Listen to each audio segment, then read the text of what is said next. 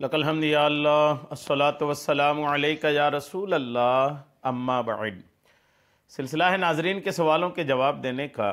ناظرین میں سے ایک نے ہمارے کسی ویڈیو کے کمنٹس میں سوال کیا ہے کہ میری والدہ نماز نہیں پڑھتی، میں کیا کروں، کیسے کروں کہ وہ نماز پڑھنے لگ جائے؟ یہ ان کا سوال ہے۔ میں انشاءاللہ جواب پیش کرتا ہوں، اب توجہ کے ساتھ سنیں کہ کسی کے ماں یا کسی کے والدین ہی کسی گناہ میں مبتلا ہوں، نماز نہیں پڑھتے ہوں یا کسی اور گناہ میں مبتلا ہوں تو اولاد کو کیا کرنی چاہیے؟ اولاد کیا کرے؟ سمجھائے تو کیسے سمجھائے، کس حد تک سمجھانے کا انداز ہو، کیسا طریقہ کار ہو؟ میں انشاءاللہ یہ ساری باتیں آپ کو پیش کر رہا ہوں، توجہ کے ساتھ اول تاخیر بیان کو سماعت فرمائیے۔ اگر کسی شخص کے والدین کسی گناہ میں مبتلا ہوں، نماز چھوڑنا بھی ایک گناہ ہے، تو حکمت اور بصیرت کے ساتھ ان کو اس گناہ سے روکنا ضروری ہے۔ اولاد روکے گی لیکن حکمت کے ساتھ، دانائی کے ساتھ۔ حکمت اور دانائی کا مطلب ہوتا ہے کیسے بولنا ہے، کیا بولنا ہے، ماں باپ کا ادب بھی لحاظ میں رہ جائے، ہم اپنی بات بھی کہہ لیں، اس عقل مندی کے ساتھ بات کرنی پڑے گی۔ یہ نہیں کہ بالکل شروع ہو گئے اور اپنی نمازوں کی بتانے لگے اور اپنی والدہ کو یا والدین کو کمتر ثابت کرنے لگے۔ نہیں، ماں باپ کی عظمت، ان کی شان وہ بھی ملحوظ رہے، اس کا بھی لحاظ رکھیں اور اپنا پیغام بھی آپ ان کو پہنچا دیں۔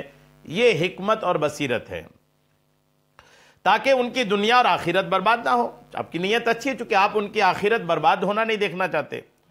اگر سائل جو بھی پوچھ رہے ہیں، اگر ان کی والدہ اور والد دونوں ہی، والد ہوں یا والدہ ہوں، اگر دونوں ہی یا دونوں میں سے ایک کوئی جو بھی اس طرح کے معاملات میں ہے، چاہے نماز کا معاملہ ہو یا کسی اور گناہ کا معاملہ ہو، اگر گناہ میں پڑے ہوں تو حکمت کے ساتھ، بصیرت کے ساتھ ایسا طریقہ اختیار کرنا چاہیے جس سے ان کی بے حرمتی اور تذلیل بھی نہ ہو، آپ کے انداز سے والدین کی ذلت کی بو بھی نہیں آتی ہو اور وہ اس گناہ سے بچ بھی جائیں۔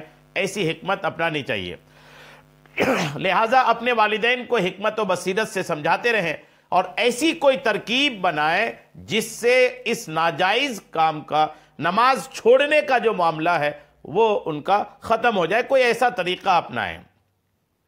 جی ہاں، اور جب آپ اپنے والدہ کو یا جن کے والدین اس طرح کے ہیں، نماز نہیں پڑھتے، ان کو سمجھائیں تو سمجھانے کے دوران اپنے لہجے سے امتیازی سلوک یا بد کلامی کا احساس نہ ہو، آپ کے بات کرنے کا لہجہ بھی بہت بالکل طریقے سے ہو، انداز اچھا ہو، محبت بھرے انداز میں، ادب بھرے انداز میں آپ اپنی بات کہیں، اور نہ ہی ان کی غلطی ثابت کرنا مقصود ہو۔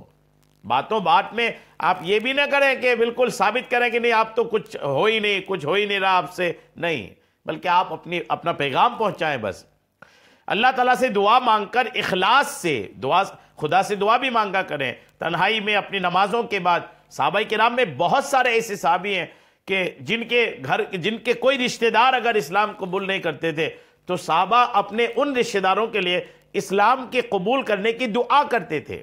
تو آپ کے لیے ایک راستہ یہ بھی ہے کہ آپ ان کے لیے دعا کریں، آپ دعاؤں میں یاد کریں اپنی والدہ کو کہ مولا میری والدہ کو نماز کی توفیق عطا فرمائے۔ تو ان کو اخلاص سے سمجھایا بھی جائے اور اس اخلاص کے ساتھ سمجھانے کے ساتھ دعا بھی کریں اور اللہ تعالیٰ کی مدد کا منتظر رہیں۔ انشاءاللہ اللہ کی مدد شامل حال ہوگی اور آپ کی والدہ یا جن کے والد بھی نماز نہیں پڑھتے ہوں انشاءاللہ وہ نماز پڑھنے لگ جائیں گے۔ جی ہاں، اس طرح کی احادیث پاک بھی ہے۔ جی ہاں، اس طرح کی احادیث پاک بھی ہے کہ والدین اگر کسی غلط معاملے پر بھی ہوں تب بھی اولاد کو چاہیے کہ ایک حد میں رہ کر ایک اندازے سے، محبت بھرے اندازے سے ہی آپ سمجھائیں گے۔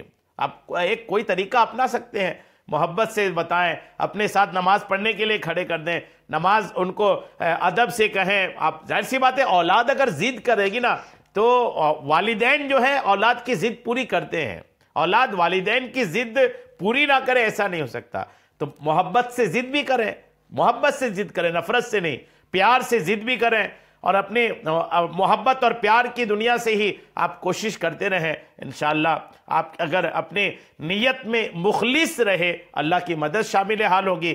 آپ اپنے والدہ کی ادب اور احترام کو خیال رکھتے ہوئے اپنی بات پہنچائیں گے تو بہت جلد اللہ کی رحمت شامل حال ہوگی اور آپ کی والدہ انشاءاللہ نماز پڑھنے لگ جائے گی۔ اللہ کریم ہم سب کو اپنے والدین کی خدمت کی توفیق عطا فرمائے، ان کے لحاظ رکھنے کی توفیق عطا فرمائے، آمین بجاہ النبی الامین صلی اللہ تعالی علیہ وسلم۔